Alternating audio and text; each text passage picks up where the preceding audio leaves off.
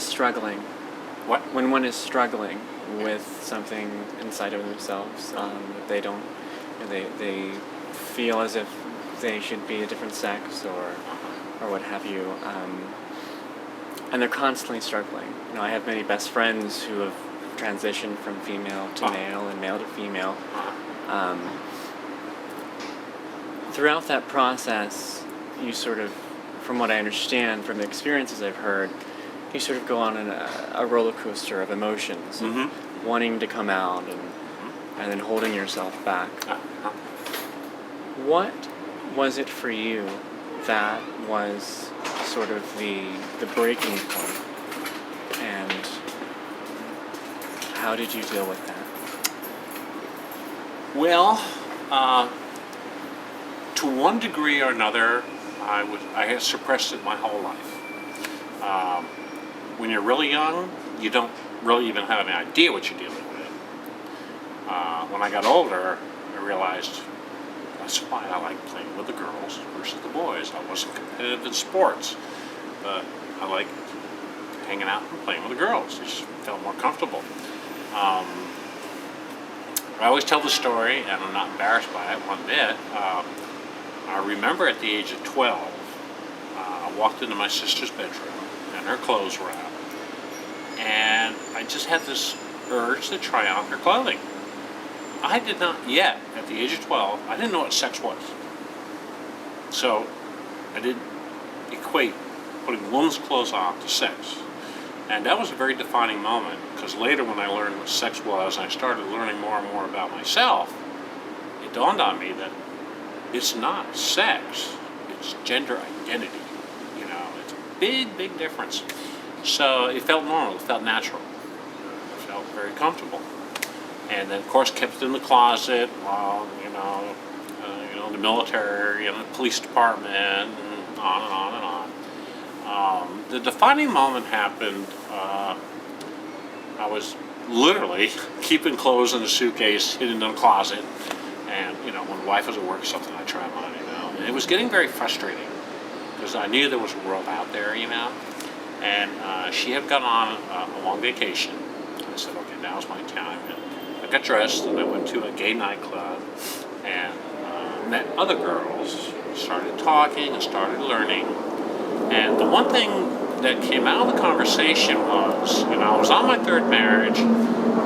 There was always stress in the relationships, and finally I realized that the stress was developing not because we couldn't get along, and I used to call it the monster. I was trying to keep the monster down, and that was keeping me stressed, and I wasn't where I wanted to be. And, if I marry this one, the monster will go away. Or if I marry that one, if I have kids, blah, blah, blah, everything will make the monster away.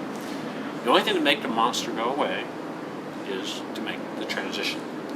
And after talking to a lot of the other girls that have been out, and gay guys, lesbians, they said, if you don't make this move, if you don't make the transition, you will always be stressed. You will maybe commit suicide, or you're going to die at a very young, relatively young age, because you're struggling with this, and you're never, ever, ever going to be happy. And this occurred at the age of 57.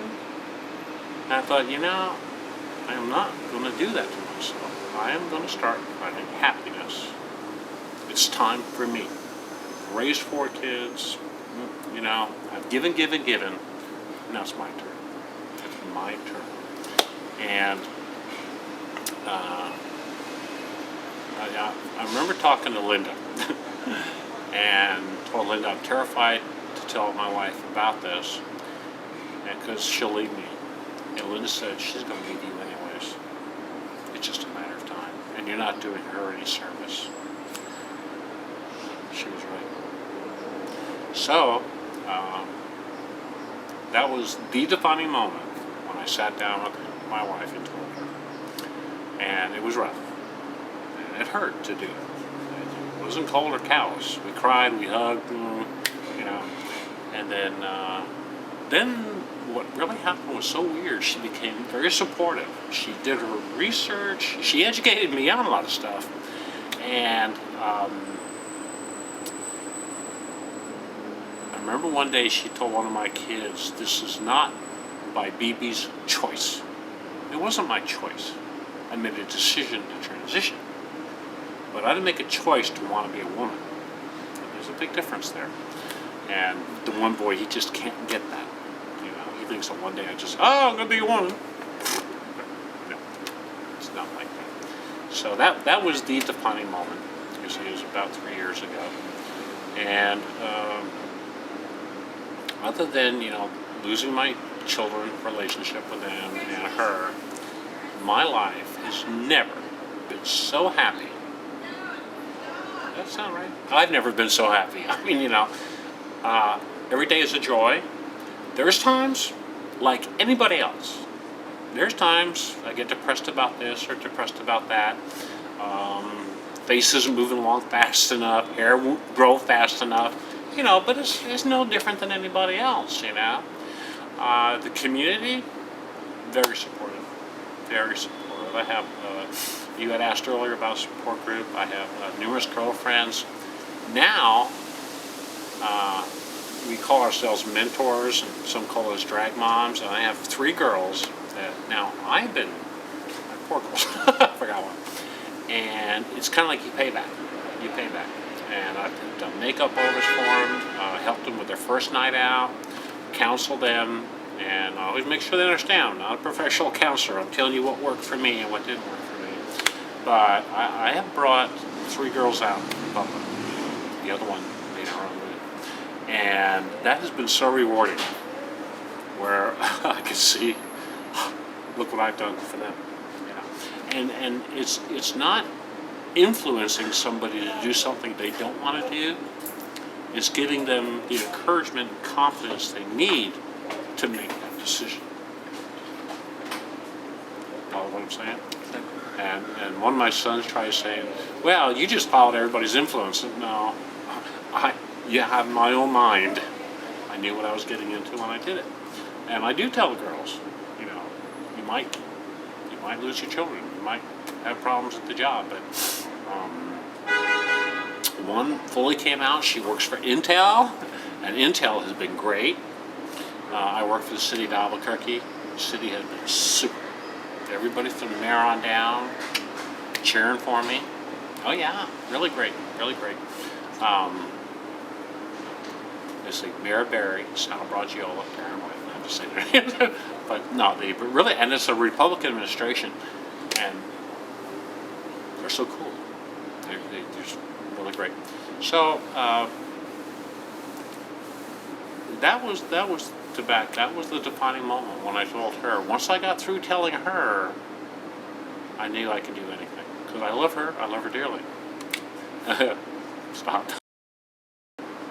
There is a lot of hate out there. A lot of judgment. People judge. And it's none of their damn business, but they do. What I'm doing is between God and me. And that person has no right to thump a Bible. That person has no right to thump a Bible. Mind your own business.